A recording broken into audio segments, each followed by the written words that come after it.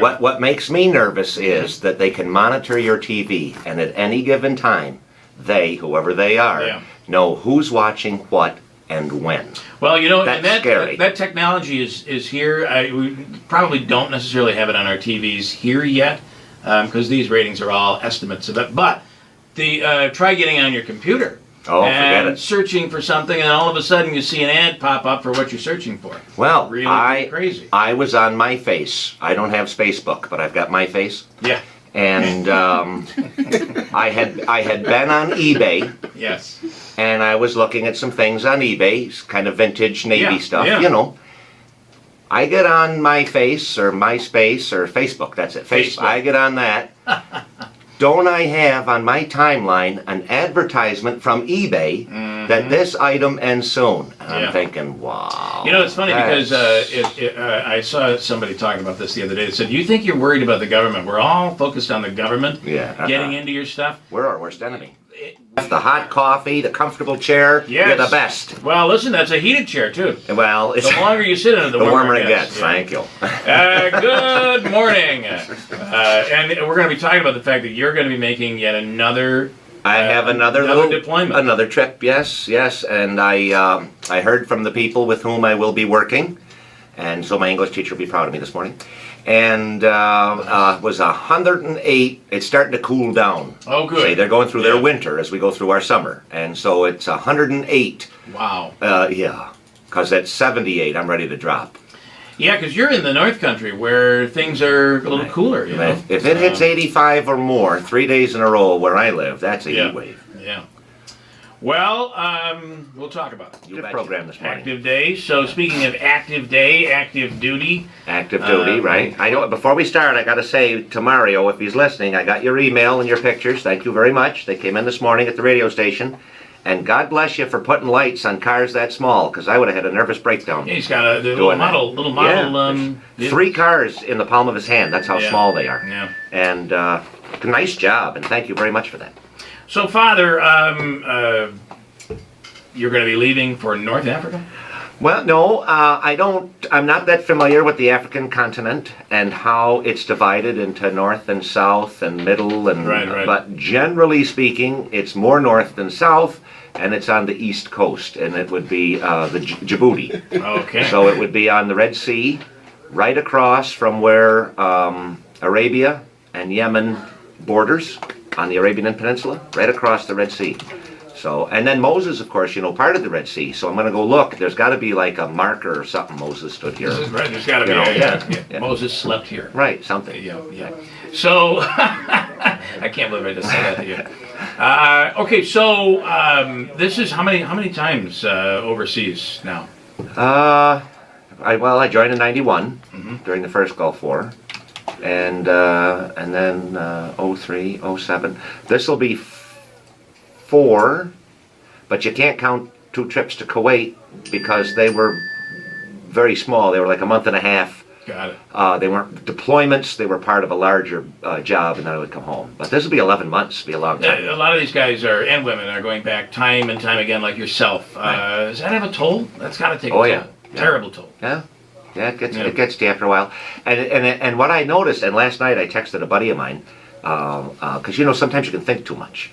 So I'm trying to spread out the packing, and then of course my dog. Yeah. Being a priest, I don't have a girlfriend. I don't have a wife. That's the way it's supposed to be. So it's a good thing. Which you support, by the way. I support celibacy and being single for as long as you can. For everyone. That's right. For everyone, not just right. But anyway, in all sincerity, so I don't have, when I leave the house, I don't have somebody in the household to take care of the bills, to mow the lawn. So I have to count on friends who offer, I'll help you with this or I'll help you with that. I have to get rid of my dog for 11 months. Well, I hate to say that one of the things, and we'll break and get back and talk more with Father Sean, but one of the things that you find is these guys are going overseas and they're coming home and they lost their wives or their girlfriends. That happens also. Big. And what I'm going through and the things I've just described, it's not about me. I am your typical military, whether it's active duty or reserves. Yeah. When you're called to go, there's excitement in serving your country. In my case, as a chaplain, serve God and country. But it brings with it some stress. And then, of course, cup of coffee, cup number 6. That doesn't yeah, help. that too, So, yeah. yeah. All right. So we'll talk about it. I finish in early August. I finish where I'm assigned now in Boonville, Forestport, and Otter Lake. And then shortly thereafter, I have to go for training. And I think 2 weeks maybe. And then from there, we're off to the great continent of a place I've never been before, so it's going to be exciting. Djibouti. It is scary though, a little scary, don't you think? Oh, This yeah. day and age, it's scary to be overseas. Yeah, scary going to the mall sometimes. Yeah, that is a good point. but Especially with my wife. Oh boy. yeah, it's and you can. I mean, I'm still learning, so there's a lot of questions I can't really answer either. But you can get online and whatever your search engine is, look up the Horn of Africa, and you'll see the military base that's there. It's a joint base, and their mission. Why are we there? What are we doing? We're not alone. We're there with many other countries, and so it's going to be exciting. And your mission, what do you come across as a chaplain? As a jerk. Oh, I will be the director of religious affairs. So from what I understand, my responsibility will be to make sure that space, materials, and time are provided for, and that support from the command is received for all faiths. You know, so as a Catholic priest, I'll have to say Mass for the Catholics, but as the Director of Religious Affairs, I also have to provide for the needs of all faiths, to make sure that anyone who freely chooses to express their faith has the resources, the room, and the command support they need. What about this stuff going on with the VA hospitals? It's terrible, isn't it?